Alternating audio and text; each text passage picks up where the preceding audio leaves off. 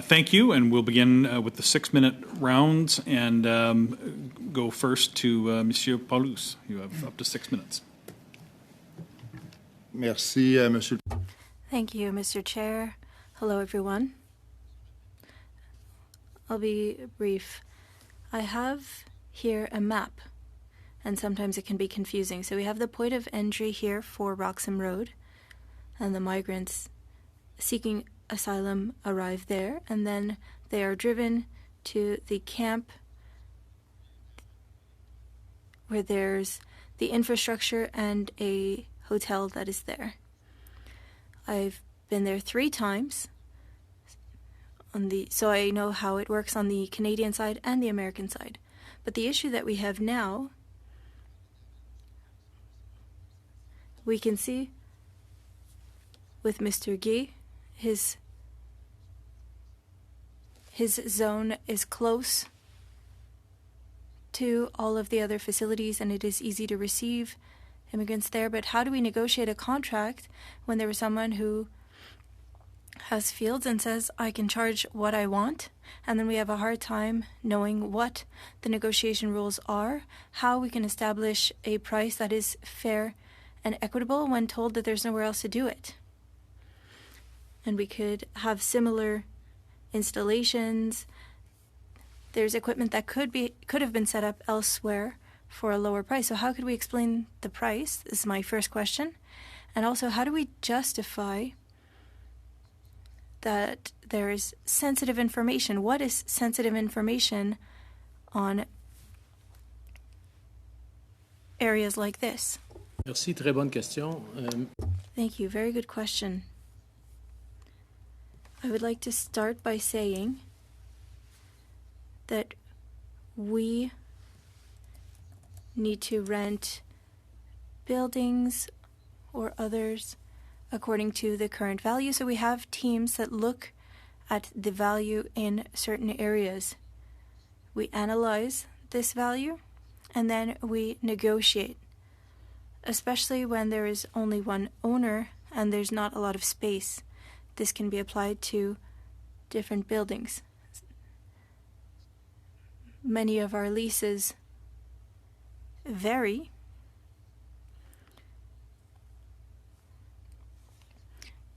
And often we can't have any competition because there aren't enough owners. So we negotiate on a case-by-case basis while doing a market analysis report. We work with third-party companies to see the value, and then we negotiate with the person. Thank you. You know how our time is precious, so I understand that. But can you confirm, I've heard that the hotel at Saint-Bernard since 2017 has been rented by the Government of Canada. And now we're seeing that from 2017 to 2020, the Government of Canada paid $15 million, so $5 million a year to rent rooms, and that has continued from 2015 on. And has the hotel been used? Because when I visited, the hotel had never been used. They used, instead, mobile homes. So has that hotel been used? And is the price paid the information that I shared? I will give the floor to François, who is the DG for the region of Quebec. To respond to your question, how do we ensure that the price is reasonable? We do have an expert. We have an expert team that revised the file. We shared the unique need to be close to the CBSA facilities. Most of these lots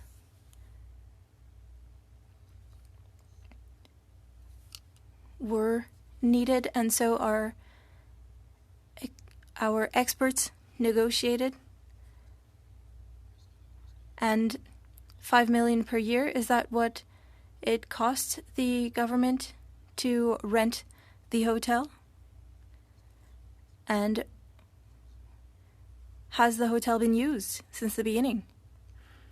Answer, I don't have the answer with regards to the price per year, but last time I was there a few weeks ago, the hotel was being used. For the information of the committee, we would like to have a report on the use of this hotel because for the first few years it was not in use. Now for the lots where we have these trailers in the cafeteria, how much is the government paying for this? Answer, the leases totaled $28 million, as my colleague stated. There's about $13 million for Mr. Gay on behalf of the CBSA for that lot and for neighboring lots. And you believe that these amounts are justifiable for renting lots. We didn't purchase these lots. We have been renting these lots, and we're talking about millions of dollars for lots that aren't being used for much. If you will allow me to respond, these are for leasing as well as leasehold improvements. So the necessary improvements to meet the needs of our clients. Fergus for up to 6 minutes. Merci beaucoup, Monsieur le Président. Thank you, Mr. Chair. And through you, I would like to thank our witnesses for being here today. And I would like to thank those who are participating via video conference. Firstly, I would like to thank you for the work that you do as public servants. I know it can be difficult to work in circumstances where the situation is evolving quickly, and I think that you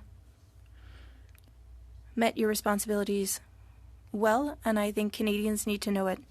Mr. Déry, you mentioned the market value of these lots that we rented from Mr. Gay. Can you give us an idea, without giving information on commercial agreements, as have your consultants stated that what we negotiated is well within the scope of the market value? Thank you for the question. We examine the needs of our clients. We are an optional service, and for the federal government, we receive the needs of the client. We analyze this need. We analyze what is available in order to meet these needs for the clients. In this case, it needed to be close to l'école. We hired our experts internally, and our internal experts work with external experts to examine all of the possibilities. After that, once we find what meets the needs of our client, in this case, it was the lots owned by Mr. Gay, and then we enter into a negotiation. And we believe that considering the time and considering the infrastructure and the improvements that were made, we needed electricity. As stated in our opening remarks, we built dorms. Mr. Gay and his company sent us in prices for these processes, and we believe that the price is reasonable. The value for Canadians was reasonable for Saint-Bernard-de-la-Colle. Thank you. I apologize for pushing this along. I only have 3 minutes left. Canada has a professional public service that is independent, and I would like to know, and if you want to add any nuances you can, did the Deputy Minister's office play a role in this contract or in negotiations to determine the market value? Answer. Thank you for the question.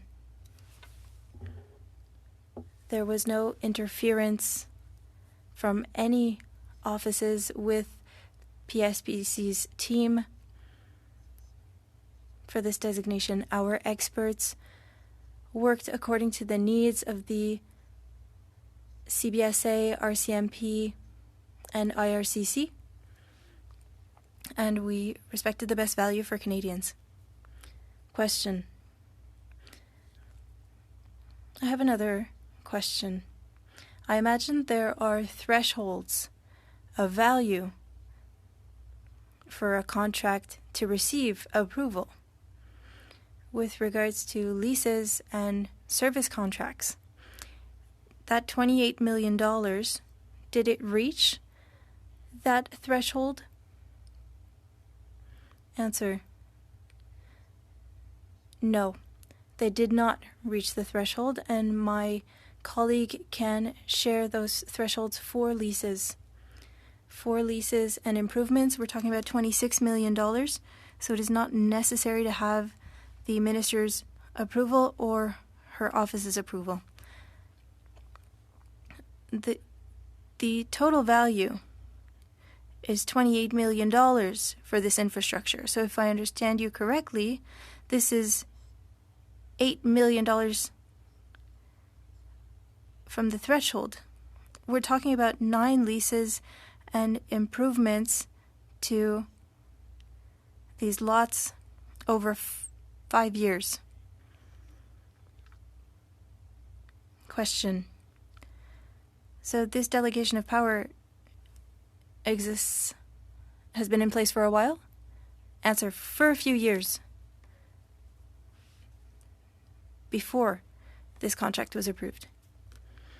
Thank you for your time. Mr. Chair, I give the floor back to you. Next to Monsieur Villemeux pour 6 minutes. Merci, Monsieur le Président. Thank you, Mr. Chair. Thank you to our witnesses for being with us today. I would have liked to have more than an hour to ask questions. Ms. Roy, I have a question for you. How much time do you have to respond to an access to information request? Thank you for the question. Usually we have 30 days, but we often have exceptions, and we can always ask for an extension according to the request. Each request is treated individually according to the documents received. In an article from January 14th, 2022, we heard that it takes over 200 days to respond to a request. Is this justifiable, 240 days? Answer, it depends on the number of documents received. It depends on the number of ATIP requests that the organization receives. Each request is processed, depending on the level of priority.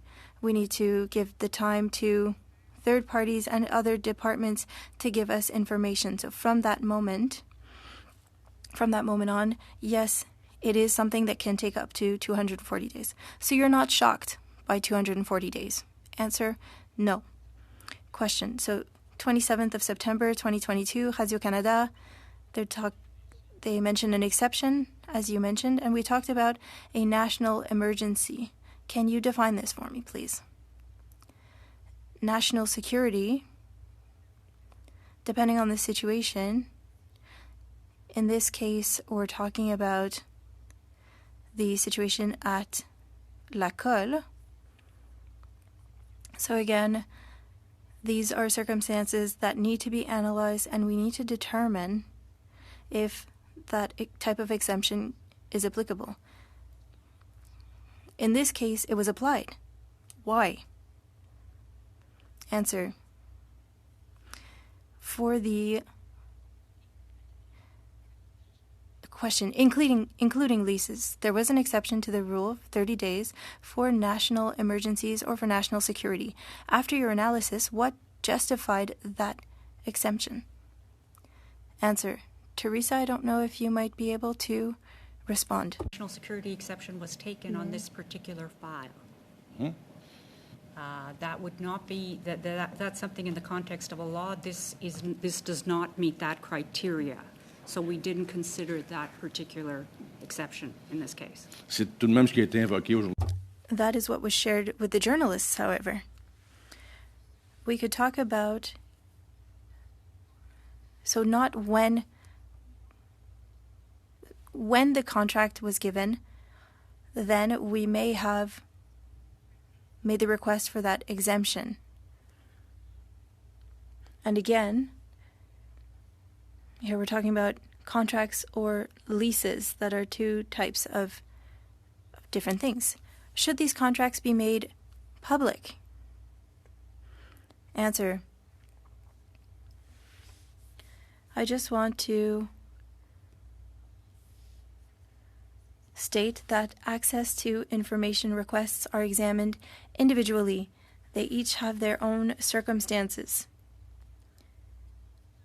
In the case of requests, question, I apologize for cutting you off, but the Access to Information Commissioner said that you have a way of doing things that is very secret. Now for Mr. Proulx. When did the government decide that the arrival of asylum seekers in Canada is an emergency? Dirige ta question à moi. Is that question for me?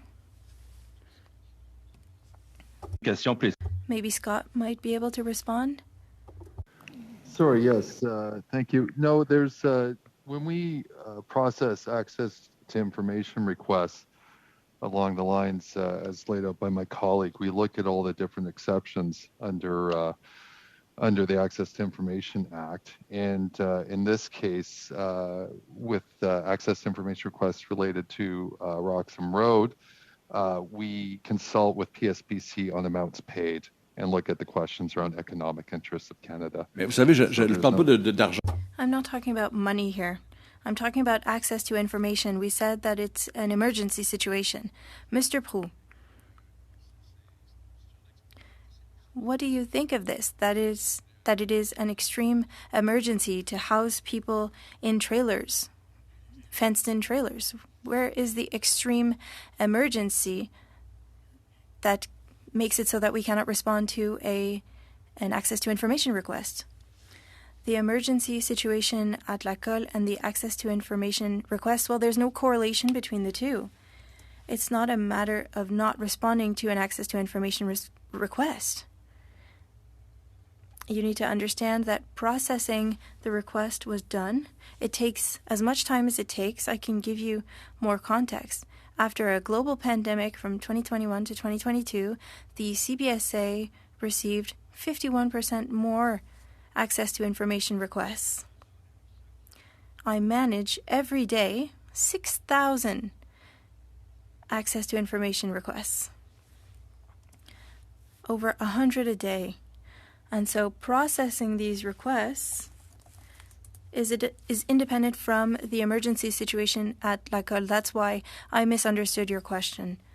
So we process these requests and we take the time that we need in order to consult those that we need to consult. I have to end with that and go to Mr. Green for 6 minutes. I'm just going to go ahead, Mr. Chair, and pick up on this line of questioning. I'm very interested in a September 27, 2022 Radio Canada article. Public Services and Procurement Canada stated that it entered into a non-competitive contracts given the national emergency due to the irregular arrival of a large number of asylum seekers. And according to the Treasury Board's contracting policy, notice 2007-4 on non-competitive contracting, it states that a pressing emergency may involve the following. A, an actual or imminent life-threatening situation. B, a disaster that endangers the quality of life or safety of Canadians. C, a disaster that results in the loss of life. Or D, a disaster that results in a significant loss or damage to Crown property. Which of these situations does a situation at Roxham Road fit into? To you, yeah, Lorenzo, if you could answer this, would be great. So thank you, Mr. Chair, for the question. So again, in response to your question, I'll have to get back to you in terms of which specific element came back or would have been used. The only thing that I would clarify is that we are talking about leases and contracts, and those are two separate things. So the exception in terms of emergency provisions would apply under the contracting side, but with regards to which contracts were awarded based on an emergency basis and what the rationale is, I'd have to go back to the committee. You have the rationale on, to my colleague's point, on when this was considered a national emergency? Yeah, so so again, my colleagues from procurement branch, because I'm not there anymore, would probably be able to provide you with more information, but for every file in which there is a national security exemption that is applied, the rationale is put on file. Do you have those on file? They would be on file. Excellent. Well, then, through you, Mr. Chair, would you be willing to go ahead and submit those rationales to this committee for our consideration? Yes. May I add just one more thing? Sure. So just in terms of the national security exemption, I just want to clarify that that's in terms of the application of the trade agreements and the obligations that are identified therein. So what a national security exemption basically does, it allows the government to be able to undertake procurements, for example, on an expedited basis. Sure. And the pressing emergency under the non-competitive contracting, you're saying, is separate from the leasing? That's correct. Okay. But in your opinion, were you provided with the pressing emergency rationale on that would be congruent with that contracting policy? If the contract was awarded on an emergency basis, yes, it would be. So in your opinion, are the definitions of a pressing emergency sufficiently narrow to appropriately justify exemptions to Canada's competitive procurement requirements? With regards to the contracts that were awarded in this specific case? Generally speaking. And then you could provide specificity, sir. So could I ask you to ask the question? Are the definitions of a pressing emergency under the Treasury Board's contracting policy, 2007, on non-competitive contracting, right? When you invoke a pressing emergency, it would be different than a national emergency. I've given you parameters. Are the definitions clear enough so that your staff have the right guardrails in place to ensure you're meeting the threshold? Thank you for clarifying. I apologize for not catching that the first time. So the short answer is yes. I think there is information that's available to the staff, including from Treasury Board Secretariat, in terms of the distinctions between those two types of emergencies, and we operate within those parameters. And are you well versed on the Conflict of Interest Act as it relates to procurement? Fairly well versed. Fairly well. Perfect. So Section 4 of the Conflict of Interest Act provides that a public office holder is in a conflict of interest when he or she exercises an official power, duty, or function that provides an opportunity to further his or her private interests or those of his or her relatives or friends, or to improperly further another person's private interest. According to that same September 27th Radio Canada article, it was identified that potentially there was a public office holder involved in this. So for the record, was a public office holder involved in the allocation of contracts to Mr. Guy? In the allocation of contract with a public office holder? Correct. Not that I'm aware of, but I will just want to clarify for the committee that while I worked in procurement branch previously, I'm not there at this point. I haven't been there for 6 months, so. How long did you spend there? Within procurement branch, about 4 years. So enough time to kind of get versed on this stuff? Yes. Okay, perfect. So in your opinion, given the reporting on donations to both Liberal and Conservative parties, do you believe that the allocation of contracts to Mr. Gree creates a conflict of interest or a public perception of conflict given his political donations?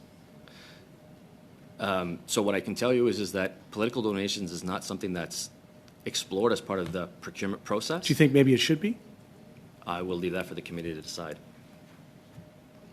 So what due diligence do you do then on contracting for officials to undertake concerning potential conflicts of interest, given that what's before us here today? So again, I think that, to my knowledge, donating to a political party on the part of an individual or a business is not cause for not awarding a contract. At what point would a contribution be material enough for it to be considered a conflict? So in terms of materiality, like dollar amounts? Sure. I wouldn't know the answer to that question, sir. Okay. Mr. Chair, I would just state that some of the ambiguity around, obviously, this process. For me, I'll just go ahead and close by stating that I'm coming to this with an open mind. I want to get to the facts. If we don't have the facts in terms of what the potential breaches were, I'm not interested in doing this for a long time, but I'm really keenly interested in making sure that we have a clear understanding of what took place. Thank you. You're out of time. Thank you, Mr. Green. And now to Mr. Couric for, we are on the second round now. It'll be 5 minutes for Mr. Couric. Go ahead. Thank you very much, Mr. Chair. And I think that certainly in the debate that led up to the adoption of this motion, there was a significant amount of time spent on the differences between what we're trying to nail down at this committee, and that has to do with the situation surrounding contracts, and others that wanted to make it about the immigration situation. And there is a big difference here. That certainly is an important subject, and to note Mr. Moor's comments about they encourage legal entry to the country, and it's unfortunate that our Prime Minister has suggested otherwise at different points in time. But we're digging down here to the integrity of contracts, and when we have $28 million that's been awarded, it is that's a significant sum of taxpayers' dollars that have gone largely without competitive contracting. So, to those at Public Works, was there ever a request made by someone outside of the evaluators to suggest that that the emergency exemption should be applied?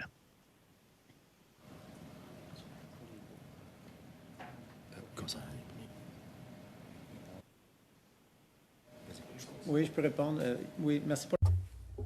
Thank you for your question. There isn't any other interference in the contracts or the leases. So there not being interference, that's one thing. But in terms of those involved both on the ground within the various levels of leadership involved with something that's as complex as this, the designation of it being an emergency, that's what I'm really trying to get down to. What is taken into account there? Merci pour la question, monsieur. Thank you for your question. For awarding a contract, there is no notion of emergency. As my colleague Lorenzo pointed forward earlier, but for les mises en place des baux et améliorer. For improvements to leases, there is no notion of emergency. Are the context in which our clients are asking us to put these leases in place, and the main criteria were location et la rapidité de mise en œuvre. And how quickly it could be implemented considering the operational context required by our clients. Okay. Just curious, because there's a limited number of landowners associated with the Roxham Road crossing, who did Public Works in your office negotiate these leases with? Merci pour la Did you question. share that information with the committee? Yes, merci pour la question. Thank you for your question. Our lease agents negotiated with Mr. Guy for renting his lots and the infrastructure as well. Were the negotiations directly done with Mr. Guy, or was a third party involved, or a lawyer or something like that? Entre les employés du ministère. The employees of the department, the region of Quebec, and Mr. Guy. Okay. So when it comes to the use of the national security exemption, you just mentioned three different parties that were at the table. Which one of those requested or made the assumption that this was required a national security exemption? Would be important that, we're talking, my colleague Lorenzo was talking about contract, procurement contract where we buy material, and then that national security exemption would apply. Here we're talking about leases where there's no such clauses of national security exemption. So this is solely based on the requirement of a client, in this case CBSA, the operational need of CBSA on the ground, and the speed at which they need the infrastructure in order to respond to the crisis or the number of asylum seekers that it's increasing. Thank you. We'll go now Thank you, Chair. for up to 5 minutes. Go ahead. Thank you, Chair, and thank you to our witnesses for your testimony today. Mr. Déry, I'm wondering if you can go back to 2017 and sort of lay the scene for us. What was the context? What was the urgency? Why did the government have to expand its services near the border crossing?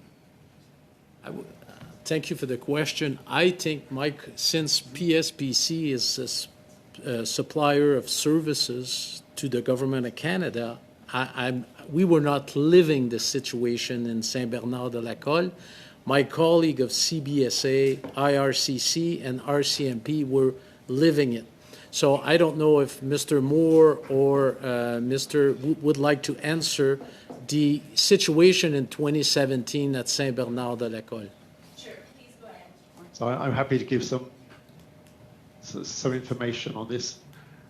So when somebody crosses the border between the ports of entry, the RCMP intercept those individuals and they do their own criminal records checks, and then they deliver the individuals to the port of entry to do an admissibility check.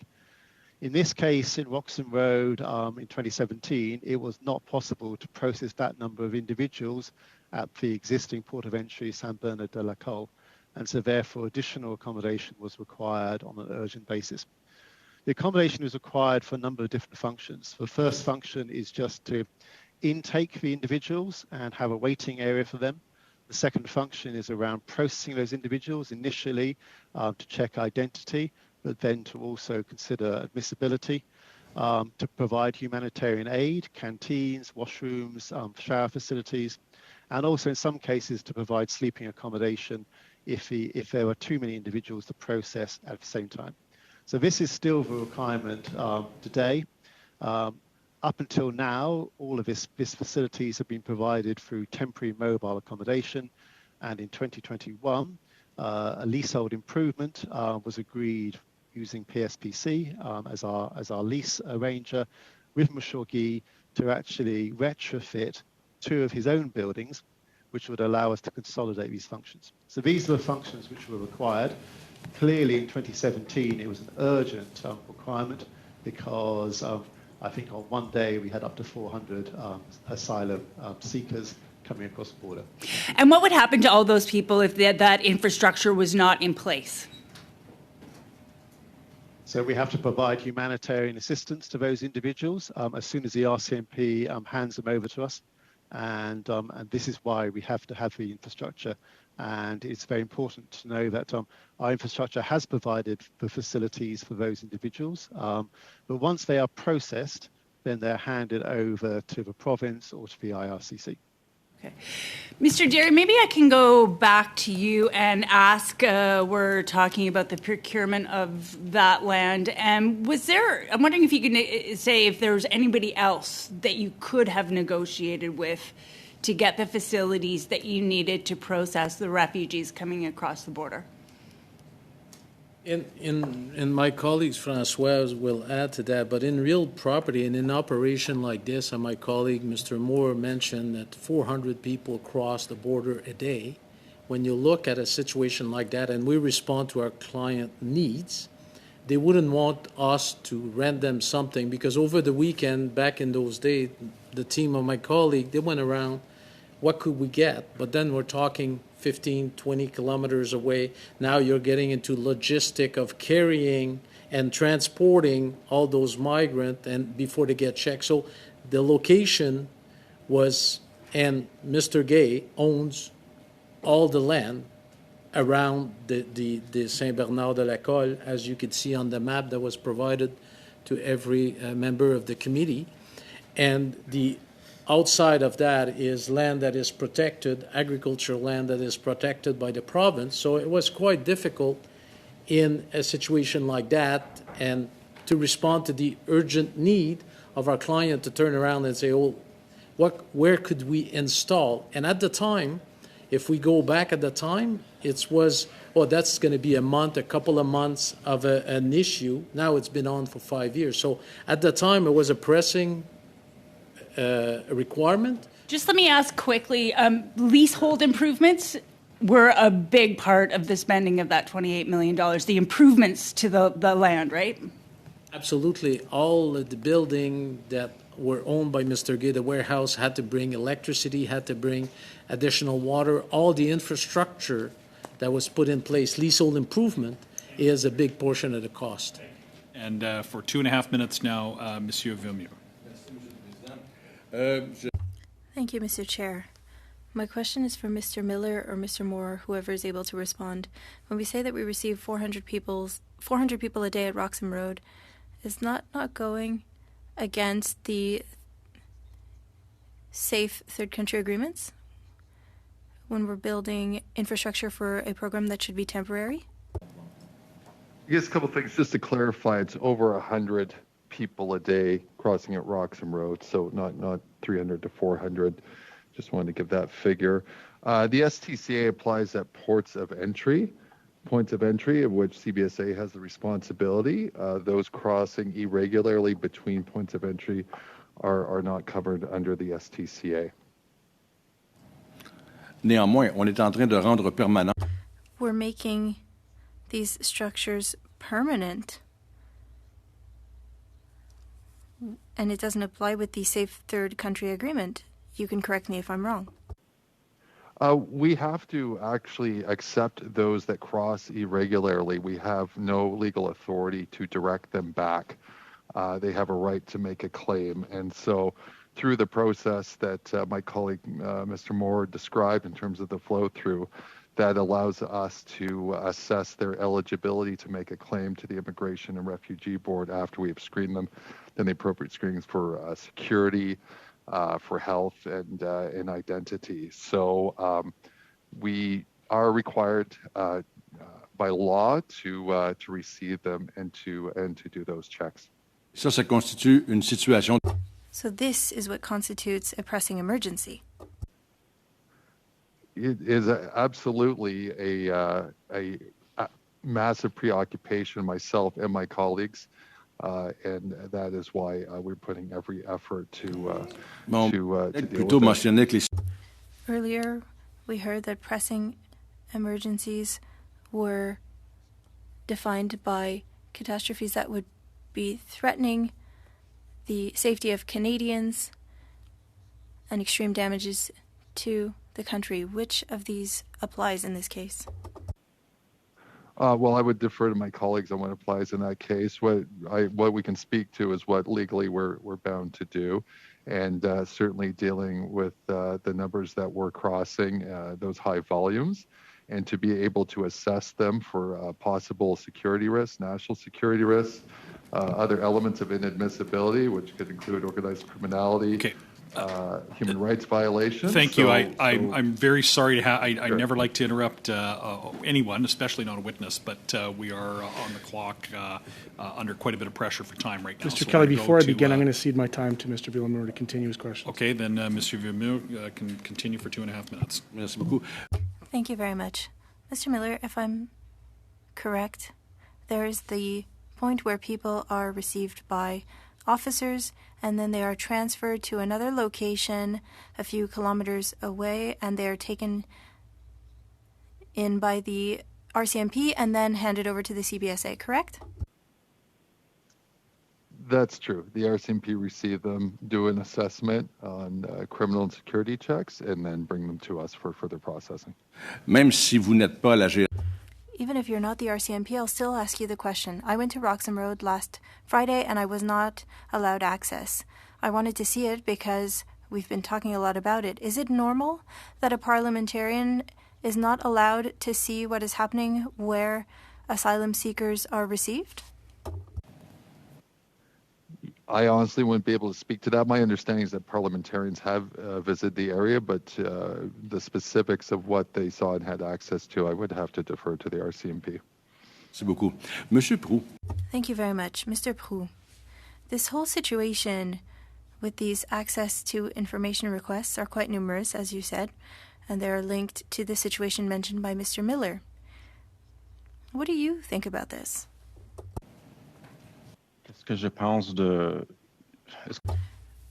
Would you be able to repeat the question, please? Certainly. I would like to know, is this situation problematic for an access to information point of view? Answer, yes. No, it's not something that is very different from other requests. We receive thousands of them. But having or making an access to information request is an important process. But because of the quantity of requests that you've received, it takes time. And this time that it takes you to respond, you find it normal? Answer, yes. I manage, for example, today, Monday, 6,000 access to information requests that are active that I need to manage. Tomorrow I will be receiving another 100. It is normal after the pandemic to be in the situation that we're in. There's no issue with these requests. Two questioners of this panel will be Monsieur Paulus and Mr. Fergus. I'm going to cut it to 3 minutes each, and then we'd like to transition to the next panel as quickly as possible after that. So, thank you. Go Merci, ahead. Monsieur le Président. Thank you, Mr. Chair. So, from what I've seen today, is that Mr. Gay's lots are the closest to l'école, and it's the simplest way for everyone to manage the situation. And Mr. Gay could even say that he won the lottery because he requests the amount that he wants and the government pays it. Because when people arrive at Roxham, a little further on, there is a smaller border crossing. Here there's campgrounds. Have we considered negotiating with our groups? You talked about agricultural land, but we could have perhaps installed facilities there that would have cost less, but we paid Mr. Gay all the money that he wanted and no questions asked. We're talking about tens of millions of dollars. And the hotel that I mentioned earlier, we're talking about a hotel that was not used.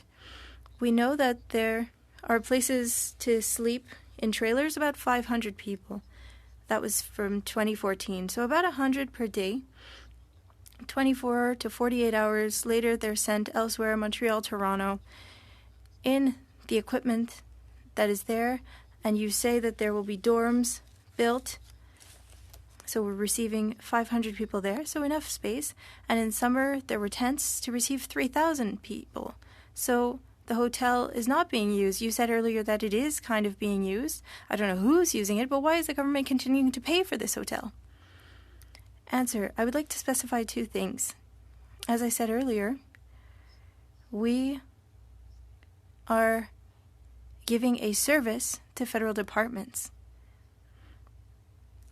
The hotel that was rented with different services. At the request of my colleagues from the CBSA,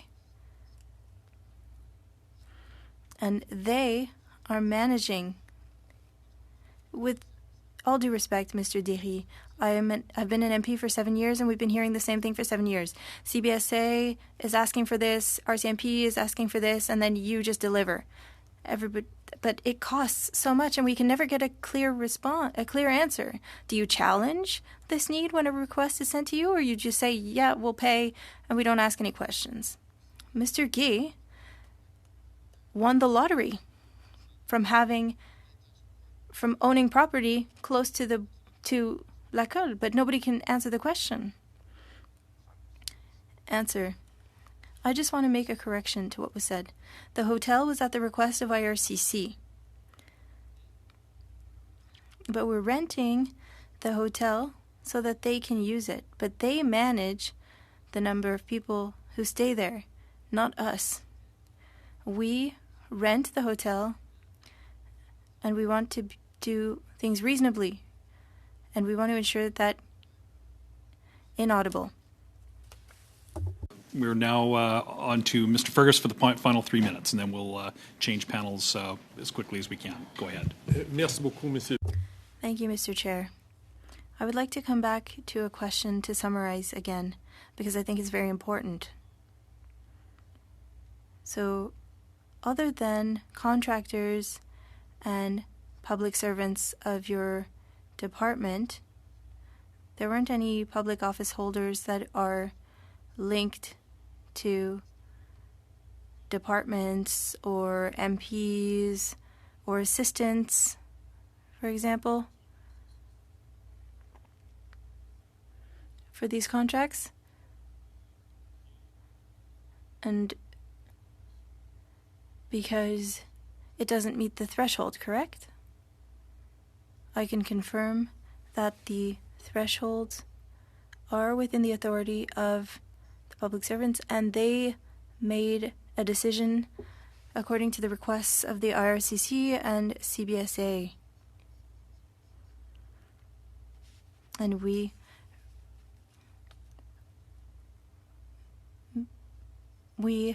responded to those requests. To make, there are no, aside from only public servants or the people, consultants that they may contract with, were involved in the attribution of these contracts because they fell well below the delegation of authority that's been established, and it's been a long time established, even before this government has come along. Mr. President, I can confirm that this is below the authority. It is at authority that could be done by civil servant and not by political staff or the minister in this case. Thank you. Merci beaucoup. Il y a une autre question. There's another question. As you mentioned more than once, you respond to the needs of your clients, and your clients are other departments. Other departments like CBSA or IRCC. And they shared the reason why, or they shared their needs. You do not assess the need. Your clients do that, correct? But what you do is ensure that Canadian taxpayers will be receiving proper market value. Answer, yes, the clients define their needs. And we make sure that our solutions respect their needs. Value for Canadian, value for money for Canadian, and what we're putting into place. Merci beaucoup. Merci à vous. Thank you everyone, and thank you to those participating online. Thank you, and Mr. Ferguson, and as well, my thanks to all of our witnesses. And what I think I will do is just suspend for a quick moment, and I will ask our witnesses to leave the room, and we will resume with our next panel. So, with that, meeting suspended.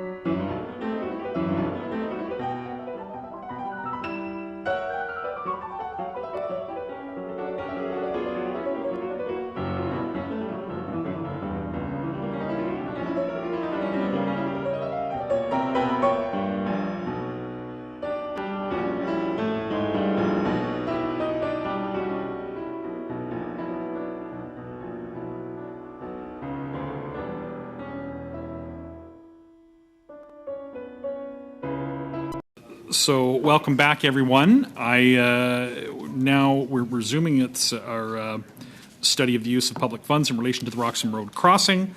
I would like to welcome our witness for the second hour, Monsieur Pierre Gay, Président de l'Importation Gay Lyne.